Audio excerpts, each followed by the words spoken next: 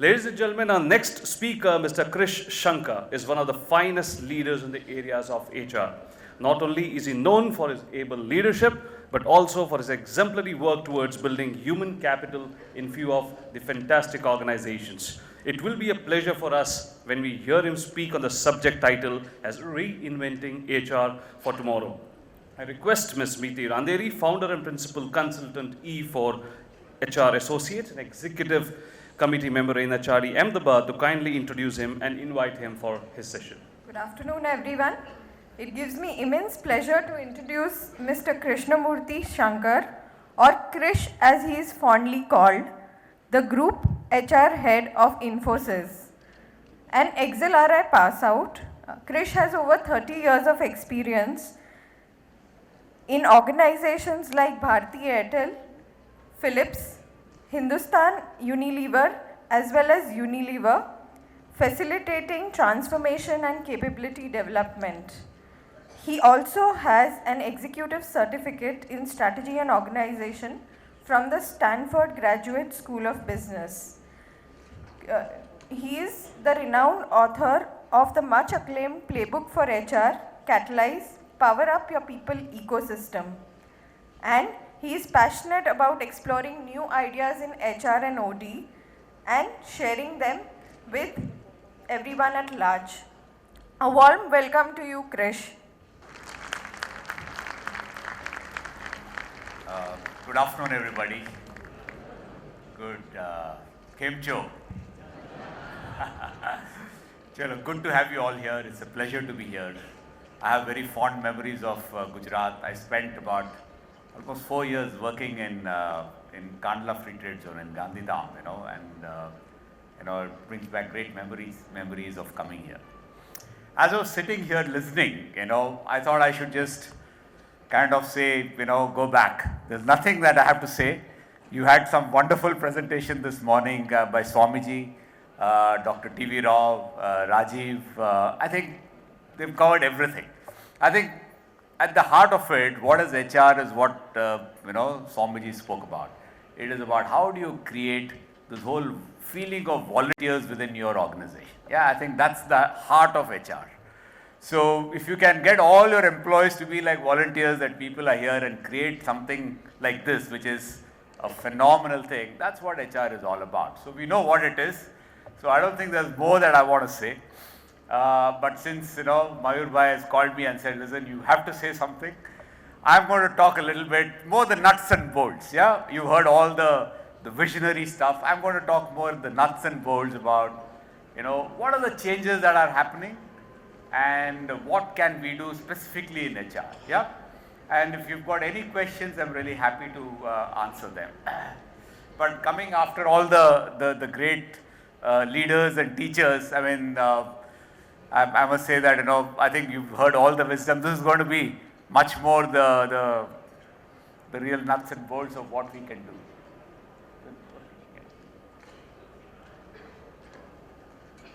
Okay.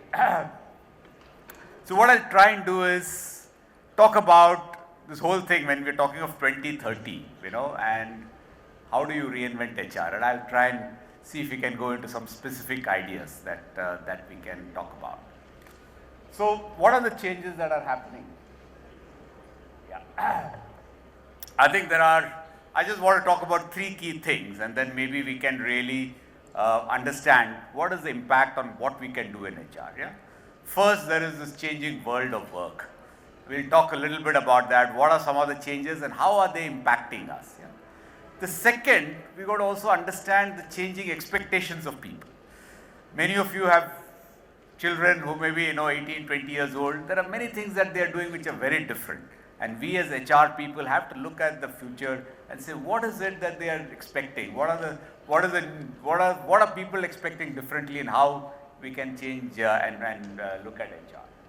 And last, I think there's a lot of research happening. HR is one area where I think we've seen lots of research coming from from the US, lots of great stuff. And I think also within India, I've seen lots of wonderful India probably has among the best HR people in the world. I think we've seen a lot of great HR stuff happening in India, and we can learn from some of that. So I think the idea is to really look at all these 3 and see what are some of the things that we can learn from them. Let's take the world of work that's changing. How many of you have heard of something called Chat GPT? Achha, not many, huh? Chat GPT, you should now hear about it.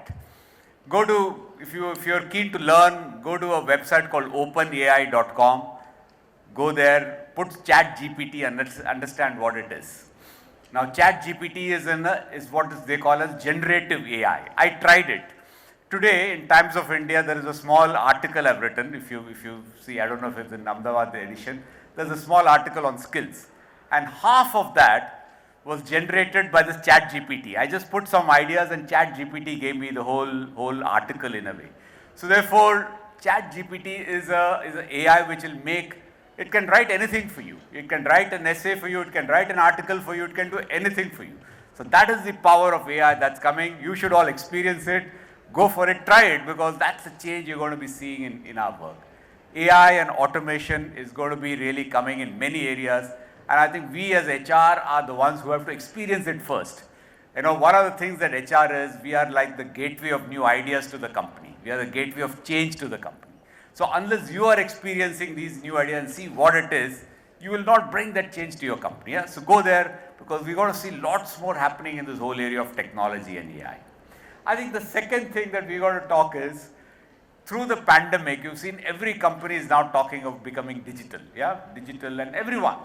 Everywhere there is new technology coming, and every company is saying, how can I really make it digital? And that's one big change that we've got to be ready for, because there's so much transformation that is happening. I think we've also seen this remote hybrid. I come from an IT services industry. In 2019, 98% of our people were working remotely. Yeah, 97%. They never worked, were working physically, sorry. They never worked remotely. Cut to now, we've got almost about 80% still working remotely every day, 80 to 75%. So it's a very big change. And all the tech industries are kind of, experiencing it. And we'll see how it is. And people are now talking of saying, how about a 4-day week? And I think companies are very seriously looking at it, because there are potential benefits out of that. Then I think what we see in all of this is, in the world today, technology is moving fast.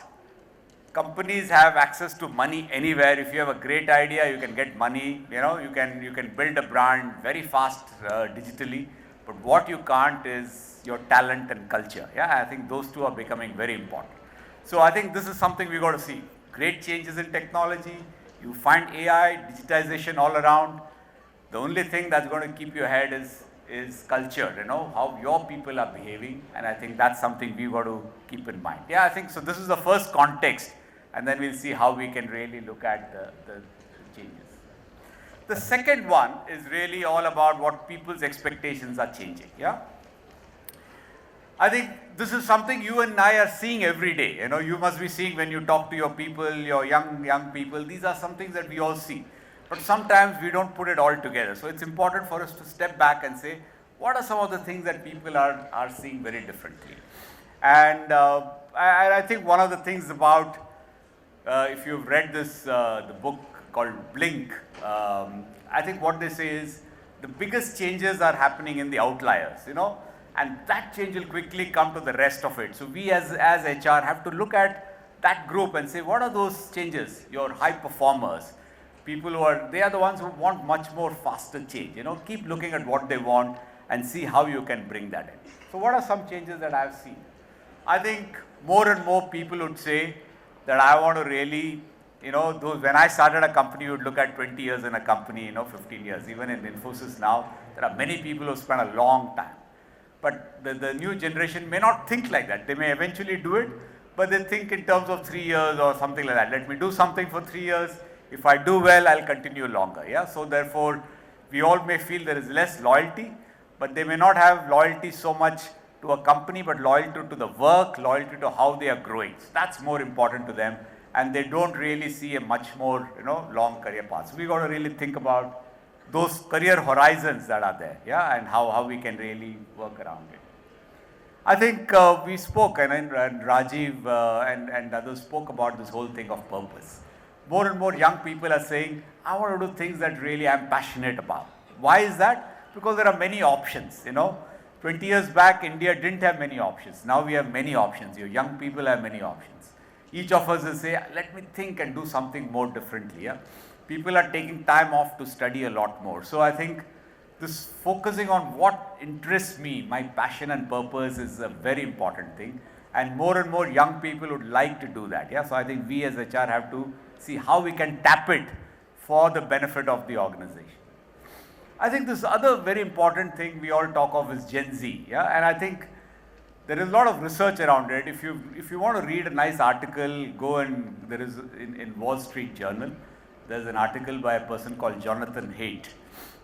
He's a professor in New York University. And he's written a couple of books. You can Google him also, H-A-I-D-T, Jonathan Haidt. I think one of the first things, and he's written a book called The Coddling of the American Mind. Yeah? And what he's saying is, and there's a lot of research saying people, and especially in America, and this I think in India will also follow in a couple of years, people who joined the America workforce between 2019 onwards are what they call as Gen Zs. And these people have grown up using a smartphone in their teens. These are people who got smartphone in their teens. And what they have found now is there are they are the ones who get stressed much more at work. They get more anxious at work. And also they find that anxiety among women at work is much higher than men, because these are all studies that are coming out of the US. I think we've got to also understand that this Gen Z that is coming, and for us maybe another 5 years, people who've grown in smartphones in a much more protected environment are finding it difficult to really be much more resilient. So therefore, as HR, we got to start building that resilience in our young people and understand this, because mental health, stress, anxiety are all increasing in the workplace. One of the things that has come out is, in the past when we started working, one of the big things was all about safety, physical health, safety. We'll say so many days without a fatal accident, etc., etc. But now when they do, what is the biggest problem in corporate world? Biggest problem is psychological health. Yeah, that's the biggest problem. Mental health of people is the biggest thing which people are not seeing, but it is coming very strongly. So that's something we got to keep in mind. I think our need for flexibility, with all this remote working, the young people say, I want to be more flexible. Give me more, I don't want to come every day. I'll come some days. Give me more flexibility, etc., etc. So that's becoming very, very important.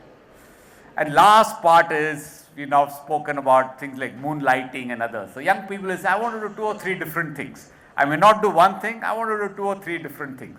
So people over time may want to try more plural careers. There is an ethical part to it, but there's also a part saying, listen, how do we really ensure that there is enough learning and opportunities for people to do these things? Yeah. So all this I'm talking about is something, as your topics is 2030. I mean, these are some things that we got to be ready for when we go to 2030. Now, what are the changes in research?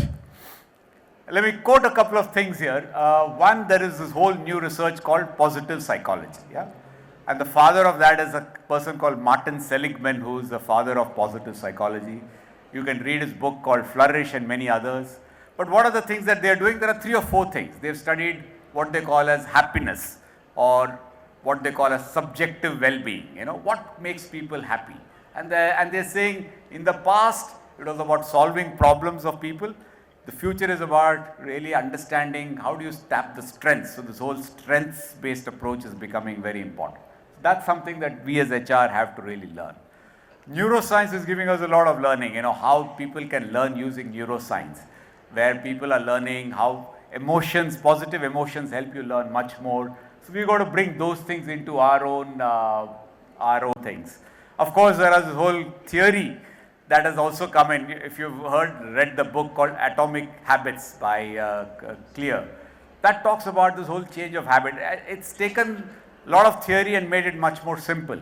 But this is all to do with this whole concept of behavioral economics and nudges and changing habits. Yeah, so therefore, there are a lot of researchers doing a lot of work there. Katie Milkman is there, Thaler is there, and then, and this book. So I think these things are something that we should read and say how we can bring within HR, right? And of course, there is clear thing about diversity. It's diversity in the past was, we said it's, we should do it, but now people are seeing clear benefits out of diversity. And that's something that we got to build that in. So therefore, in the end, I think these are the three things that as HR we got to build. You got to build your talent, the right people doing the right things at the right time. You got to start building your culture. And culture, as Rajesh spoke about, is the kind of behaviors you want to see in your company. The culture, the behaviors that will make your company distinctive, better. Yeah, so that's something you got to keep.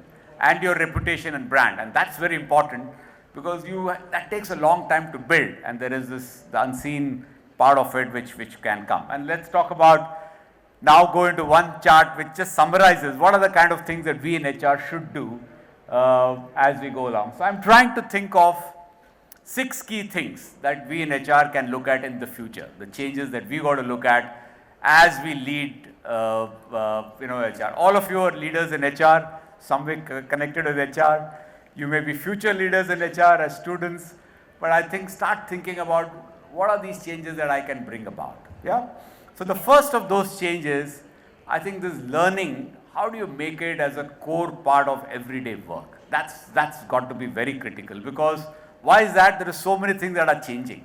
If you don't understand technology, if you don't know what is happening in 3-4 years, you'll be, some others will come and take your job. So things will change a lot. Your employees in the future will find it difficult. So I think this element of learning and integrating it with work is something that we got to think about it. Yeah. In the past, learning meant you go to a training center, do something, and that's gone, because we got to now make it clearly as a part of work. How do you make that? How do you integrate it in different parts of it? And learning is not sitting and giving gyan, but learning is in integrating it with everything that you do. So a bit of coaching, bit of giving people projects and experiences to do, but ensure that they always have access to newer things and a safe space for them to try new things. Yeah, so that's something as HR that we got to be. So putting learning at the heart of the company is very important. I think the second one is, as I spoke about careers, and careers will change. In the past, if you've studied something, let's say in my case, I passed out of XLR in 84, so I'm almost now 40 years in the industry.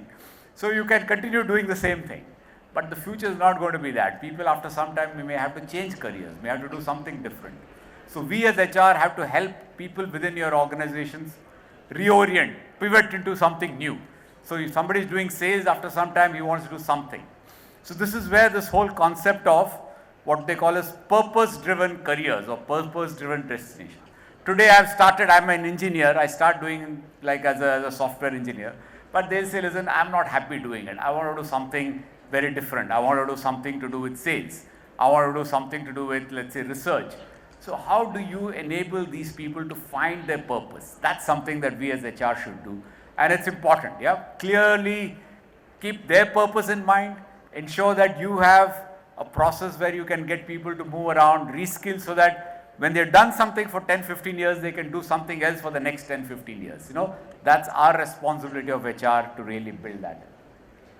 We spoke about this whole diversity, but before diversity comes this culture of inclusion. Yeah, and this inclusion is important because getting people to feel at your best in organization is very important. And that is where I think this great example that we've had of this Swaminarayan Sanstha is a great thing. How do they get people feel included? How do you get this feeling of being a volunteer in a company? Yeah, you don't have to, how do people have that community feeling?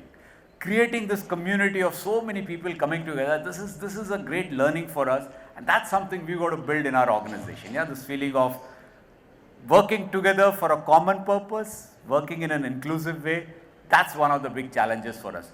And always keep in mind that, focus on, there are so many things, psychological safety, wellness, those are new ideas that we got to bring in and keep at the core of it.